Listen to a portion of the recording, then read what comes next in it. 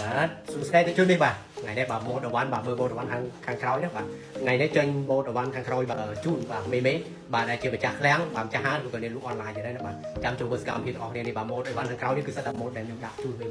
បាទហើយខាងឃ្លាំងនេះខ្ញុំបាទចែកចាយទៅក្រៅប្រទេសនៅតំបន់អាស៊ានបាទយើងទទួលបោះដុំបាទជាទូទទួលបោះដុំជាគីតបាទចង់បានក្បាលគីតបាទលេខ1សេរីមេបាទមកពីអឺរ៉ុបបាទគុណភាព98%បាទប្រភេទអវ៉ាន់មួយទឹកបាទទីជុំបាទក្បាលគីត Swiss Original បាទតែទៅបោះបាទ